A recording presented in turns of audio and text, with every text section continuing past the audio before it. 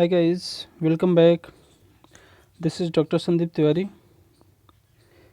Guys, in today's lecture, I am going to discuss with you about a poem Shadwell that is written by John Dryden. Okay, let's see the introduction of the poet and the poem.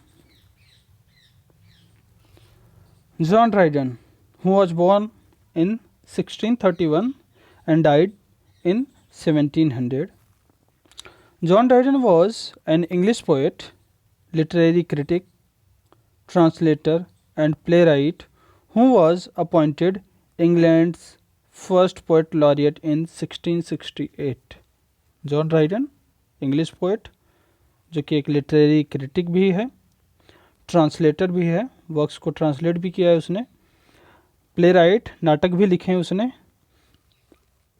और उसको England के first poet laureate के रूप में 1668 में appoint किया गया। Poet laureate बच्चों राष्ट्र कवि, मतलब जैसे कि राजा महाराजा के दरबार में राज कवि होता था, इसी तरह से राष्ट्र कवि poet laureate. He is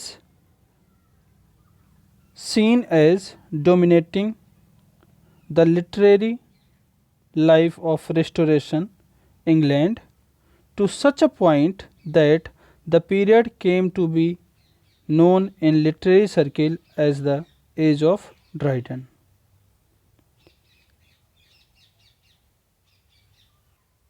He is seen as dominating the literary life of Restoration England.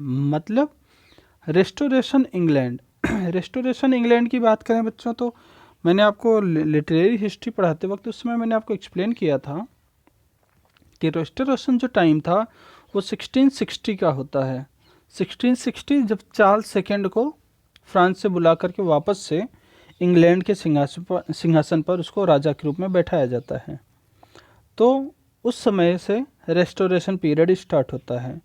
और जैसा कि आप देख रहे हो कि पोएट लॉरियट ये कब बना था, 1668, मतलब उस टाइम में ये पोएट था। तो ये कहा जाता है कि इसने रेस्टोरेशन इंग्लैंड में या रेस्टोरेशन पीरियड में उन्होंने लिटरेचर में इतना ज़्यादा डोमिनेट किया था या इतना ज़्यादा अपना इन्वॉल्वमेंट दिया था कि वो जो पूरा पीरियड है ना रेस्टोरेशन पीरियड, वो किस नाम से जाने लग गया इंग्लिश लिटरेचर में या हिस्ट्री ऑफ इंग्लिश लिटरेचर में, as the age of Dryden. मतलब उनके इतने ज़्यादा कंट्रीब्यूशन की वजह से या उनके इतने ज़्यादा डोमिनेशन की वजह से जो वो पूरा एज था ना रेस्टोरेशन पीरियड, वो ड्राइडन के नाम से जाने लग गया इंग्लिश लिटरेचर के इतिहास में या history of English literature. Okay, John Dryden is the spokesman of his age. वो अपने एज को प्रेजेंट करने वाला, स्पोकमैन मतलब जो अपने एज को प्रेजेंट करे या उसके बारे में बात करे, तो आप ऐसे कह भी सकते हो कि he was representative of his age. वो अपने एज का क्या था, स्पोकमैन था। He is greatest reasoner in verse.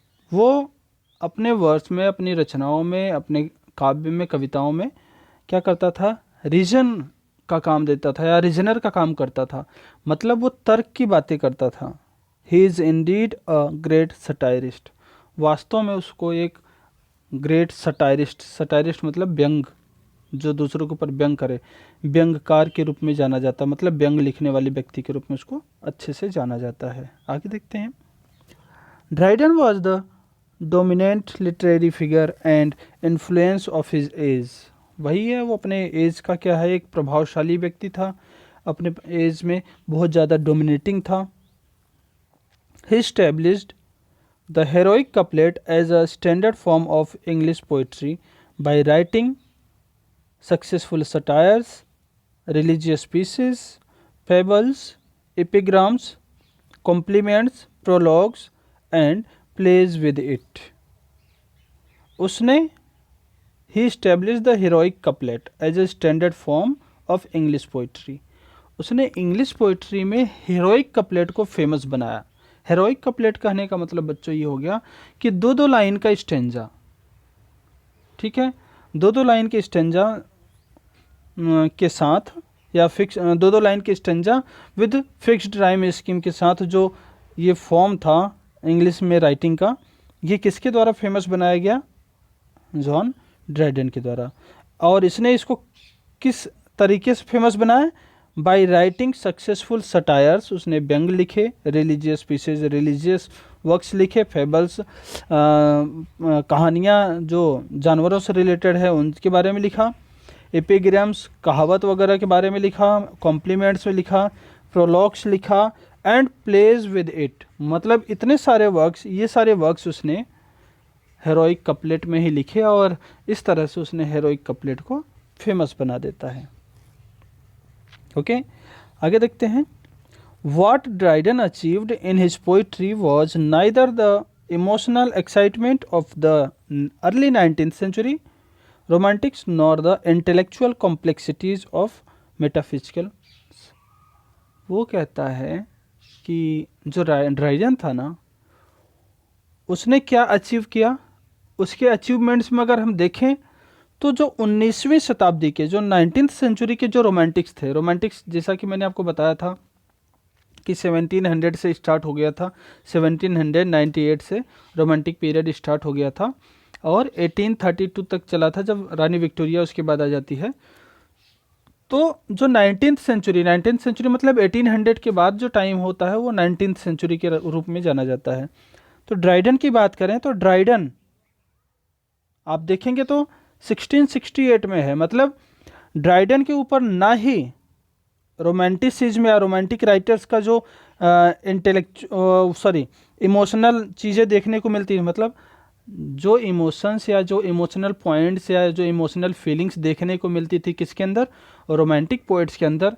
न तो वो क्वालिटी ड्राइडन की पोएम्स में देखने को मिलती हैं, और ना ही उसकी पोएम्स में जो इंटेलेक्चुअल मतलब ज्ञान की बात करने वाले जो रोमांटिक पोएट्स थे उनकी क्वालिटीज़ देखने को मिलती है। मतलब ड्राइडन की पोएम्स को देखा जाए, ड्राइडन की वर्क्स को देखा जाए, तो ड्राइडन के वर्क्स जो है, जो रोमांटिसिज्म की क्वालिटीज़ थी या जो रोमांटिक पोएट्स की क्वालिटीज़ से थी उससे भी अलग थी, और जो मेटाफिजिकल जो उसके पहले के टाइम के लोग थे उनसे भी अलग थी। मतलब इन दोनों से अलग उसने कुछ लिखा। ऑल्दो ही यूजेज, और इन दोनों से अलग क्या लिखा उसने? तो अभी मैंने आपको बताया था कि ही वॉज अ ग्रेट रीजनर। वो तर्क की बात करता था, हर चीज़ों को तर्क के साथ रखता था, जबकि मेटाफिजिकल वाले जो होते थे वो हमेशा ज्ञान की बात करते थे, और रोमांटिसिज्म वाले जो होते थे वो हमेशा भावनाओं में बहते रहते थे। लेकिन ये हमेशा तर्क की बात करता था कि ऐसा है तो क्यों है, आप भावनाओं में बह रहे हो तो क्यों बह रहे हो, ऐसी भावनाएं क्यों हैं, तो वो तर्क की बात करता था। आगे देखते हैं। Although he uses formal structure such as heroic couplets, he tried to recreate the natural rhythm of speech। उसने heroic couplet यूज करते हुए नेचुरल रिदम ऑफ स्पीच, बोलने की जो नेचुरल रिदम है, नेचुरल रिदम मतलब स्वाभाविक रूप से बोलने का जो सुर ताल या लय है, उसको रिक्रिएट करने की उसने कोशिश किया या वापस लाने की उसने कोशिश किया। और वो अच्छे से जानता था, वो अच्छे तरह से जानता था क्या? He knew that different subject need different kinds of verse. वो ये भी जानता था कि अलग अलग तरह के सब्जेक्ट अलग अलग तरह की पोएम की डिमांड करते हैं। मतलब अगर किसी के व्यंग की बात, किसी के ऊपर व्यंग लिखना है तो आप सटायर लिखोगे, किसी के साथ जो है आप पर्सनल फीलिंग या इमोशनल फीलिंग्स लिख रहे हो तो आप लव पोएम्स लिखोगे। तो ये जानता था कि अलग अलग जो सब्जेक्ट मैटर होते थे उनको अलग अलग वर्ड्स में लिखा जाता था, या अलग अलग काइंड ऑफ पोइट्री या अलग अलग काइंड ऑफ वर्क में लिखा जाता है। ये भी उसको अच्छे से पता था। आगे देखते हैं। अब बात करें हमारी प्रेजेंट पोएम शैडवेल की, जिसके बारे में हम बात करने वाले हैं। तो शैडवेल जो पोएम है ना, is an extract from his longer satire named Mac Flecknoe. ये जो शैडवेल पोएम है ना, ये अलग से कोई पोएम नहीं है। शैडवेल उसने अलग से कुछ पोएम लिखा नहीं इस नाम से, लेकिन इसको कहाँ से लिया गया है? उसने एक लंबी सी पोएम लिखी थी, लंबी सी सटायरिकल या व्यंग्यात्मक पोएम लिखी थी, मैक फ्लेकन। ये इसके बारे में, इसमें जो इसने इस या ड्राइडन ने ये जो लंबी सी पोएम लिखी थी मैक फ्लेकन ने, उसमें से उसने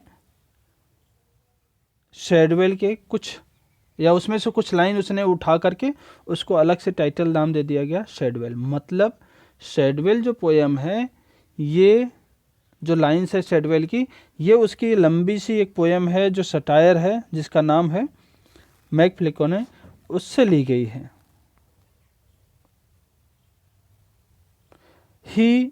It holds an important place in the history of English satirical poetry।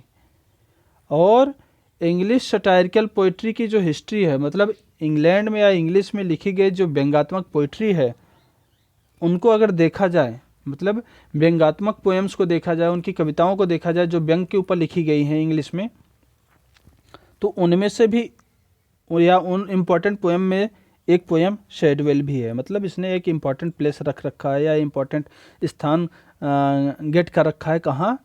In the history of English satirical poems.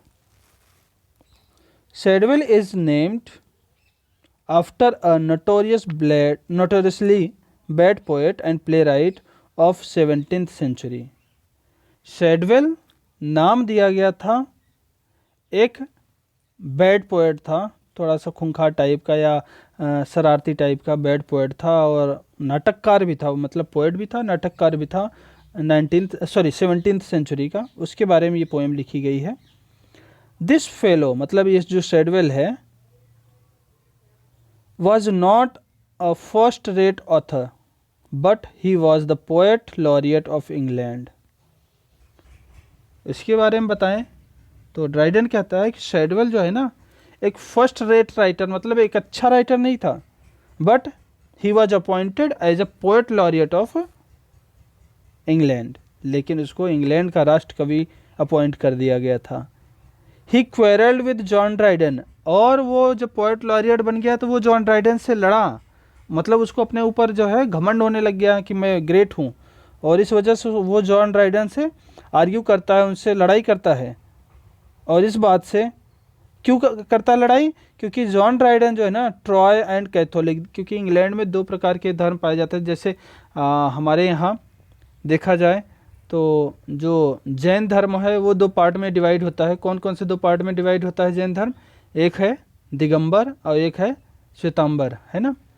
उसी तरह से जैसे कि बौद्ध धर्म भी दो पार्ट में डिवाइड है, हीनयान और महायान। उसी तरह से जो क्रिश्चियन था या जो क्रिश्चियनिटी थी वो भी दो पार्ट में डिवाइड थी।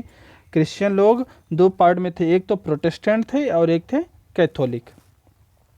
तो ड्राइडन क्या था? ड्राइडन कैथोलिक था, जबकि शैडवेल क्या था? प्रोटेस्टेंट था। और ट्रॉय और विग पॉलिटिकल पार्टी के नाम है।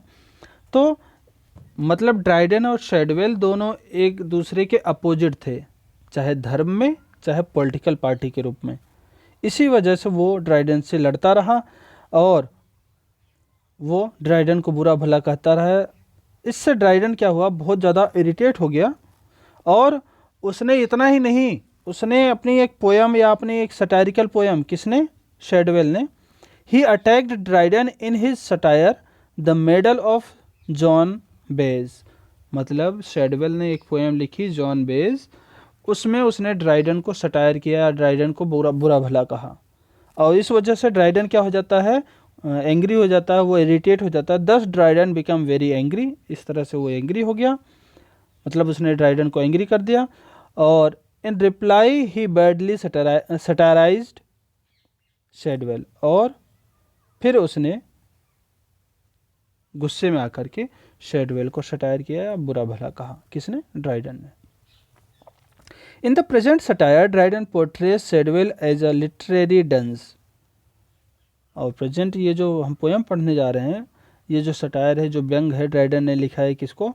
शैडवेल के ऊपर। उसमें उसने शैडवेल को कैसा दिखाया है? लिटरेरी डंस, मतलब साहित्यिक रूप से बंजरिया, जिसको कुछ नहीं आता, डल आदमी।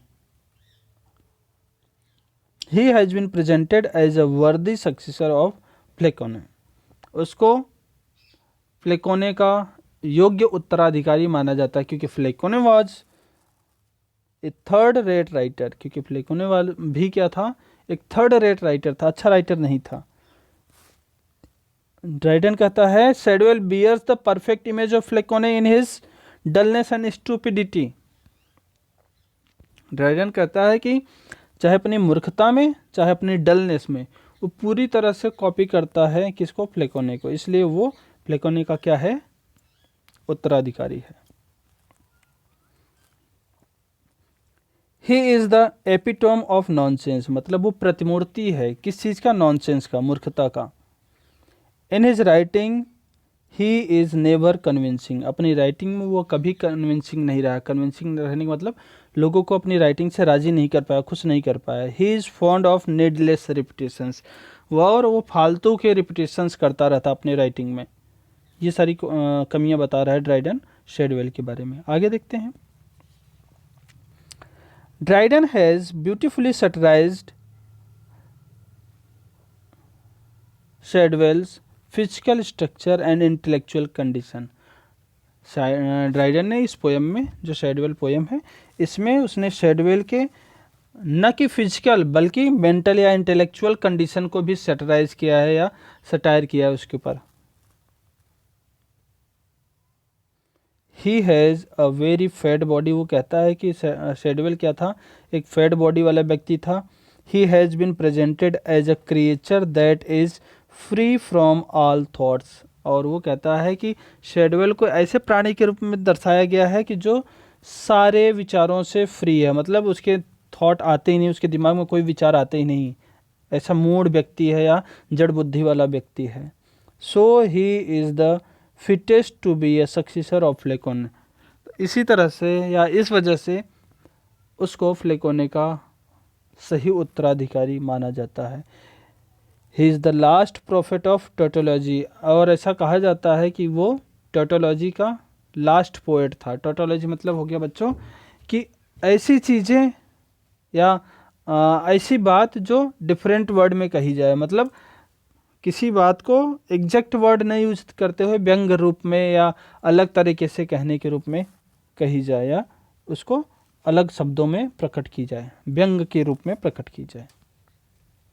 जैसे कि आप किसी व्यक्ति को देख रहे हो और वो थोड़ा सा बुरा लग रहा है, मतलब वो आज ऐसे ड्रेसिंग करके आया या ऐसा कपड़ा पहन के आया है, क्या कोई भी उसे देख करके हंस जाए, लेकिन आप उसको देख कर बोलो यार क्या स्टाइल है तेरी, क्या अच्छे से कपड़े पहन के आया, तो आप अलग वर्ड्स यूज कर रहे हो उसको सैटिराइज करने के लिए या उसके ऊपर सटायर करने के लिए, तो